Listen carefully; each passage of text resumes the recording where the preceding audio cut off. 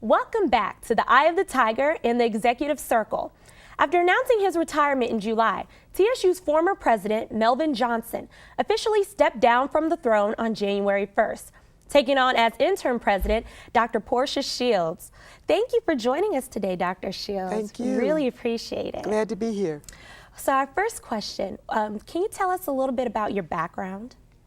Well, I'm from Washington, D.C. originally, third generation Washingtonian. That's a big deal because most people in Washington are really transient. They come and they go. But I've been there all my life. My grandfather was the son of a slave. And so that's our original history in the area. My father and mother had 3 daughters. And while we were going to school, my mother was going to school in the day, getting her degree from Howard University and working at night in the government. And my dad was going to school at night, at law school, and working in the government during the day.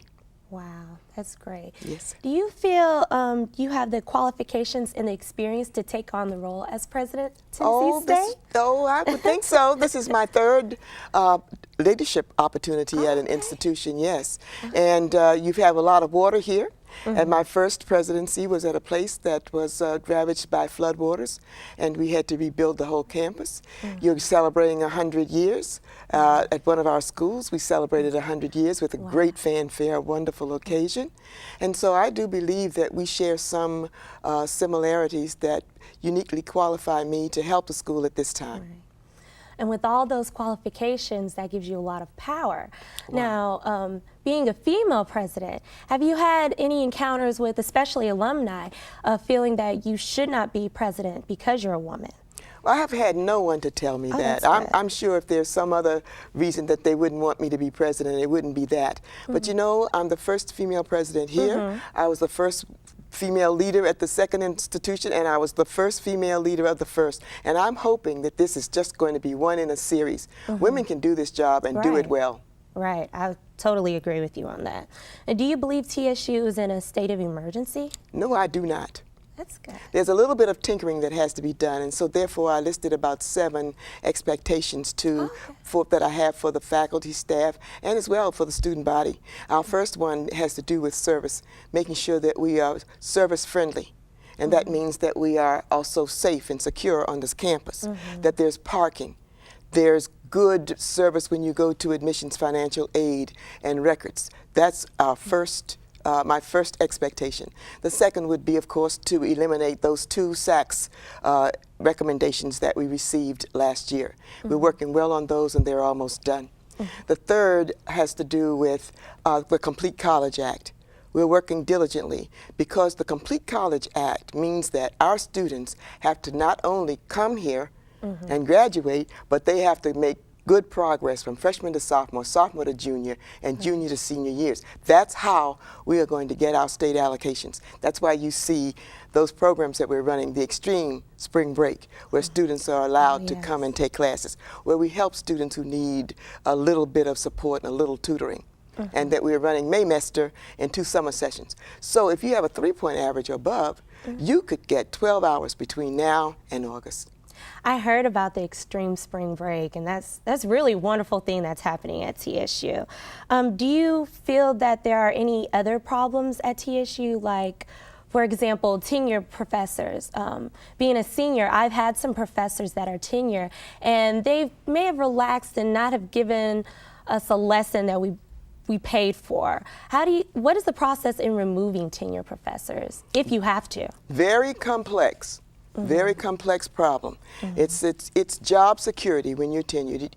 It could be done, but it would take an awful lot. What we would expect, though, from our students is to have the courage to evaluate faculty as they should be. And then we would take steps to help faculty to regain their enthusiasm for teaching in many different ways, through rewards, through monitoring, and through assistance with technology. It really does. We can't go into the classroom and see what's going on. The students have that responsibility. Unfortunately, that's a double-edged sword, because when students blow the whistle, as you could say, then they are fearful about their grades. We have a few probably a few, just like any other institution, faculty who have gone to sleep on the job, who have given up. But I also believe that we have wonderful faculty here, and we need to support them. That's another thing we were talking about today. How do we reward the people who go the extra mile? Well, we're asking them to teach for our extreme spring break, and they will be rewarded with financial incentive. But there are other ways that we see to reward faculty as well. But we need also to have our students to step up their game. Right. You know, when you think that the faculty's not doing his job, if you don't want to report him, at least you could say, "Sir, is what you're talking about going to be on the exam?" And if so, I certainly want to write it down. And I also am going to prepare my lessons. I think faculty sometimes get discouraged when people don't do their reading. That's true. And they feel that they have to do everything. I don't know that there's a complete answer, but it's something that we know about and we are working on. We are going to make improvements in all areas of the institution, and teaching is one, students stepping up their game is another. Now, with making improvements, do you plan on using the same plan that you did in Albany State for Tennessee State? You know, this school is twice the size. Oh, okay. We had 4,300 students, and you guys have about 8,000, and you have so many more programs. We do use the same kind of tactics, and what that means is, first of all, we try to get faculty and students to see the significance of their roles in helping the school to succeed. The school is this close to being the premier HBCU in the country.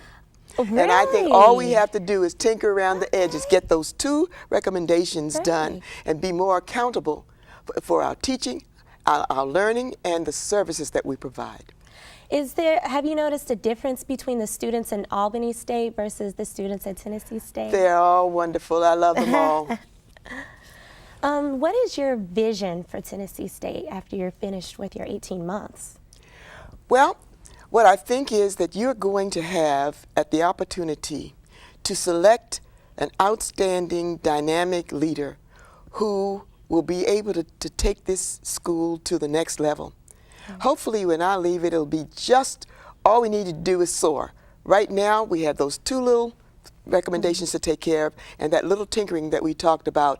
Then an enthusiastic person could come in here who loves students. That's a qualification. You have to love students, want them to be around them, and listen to their concerns. And the same thing, they have to respect faculty. Anything that faculty need that they can provide, that person should do that. And I believe we're going to set the tone for that here. I believe that too. I'm really excited you. for Tennessee State. I know we were talking previously about your parents and your parents' influence. Did your mother ever tell you anything that inspired you to wanting to become president of an institution and dean? And well, my dad was the forceful one. He was the one that told us that anytime they ask you to do something, volunteer. Right. And then go learn how to do it if you don't know how. My mother was the person who told us, always do the best you can. Right. And if you do that, you'll be successful. At the end of the day, if we have done what we think is our best, we know that that is all that can be done, and we probably will be successful at most levels. That is why my sister is an outstanding congresswoman in Washington, D.C., and why my baby sister, we call her because she's the youngest, is a hospital administrator at Kaiser Permanente. My dad and mother are gone, but when they were here, I was not a president, but I got my PhD, and they were not surprised. They just expected it. You go as far as you can go. And that's what I think these students should do. So when you come and you get your degree in August, I'm going to ask you, are you going to stop here or are you going farther? And you're going to tell me all the way. Of course. All the way. That's what I expect. Well, we ran out of time, but thank you so much, Dr. Shields, for joining us today. We're going to head to commercial break, and when we return, we'll hear about how a women's organization is benefiting the entire Nashville community.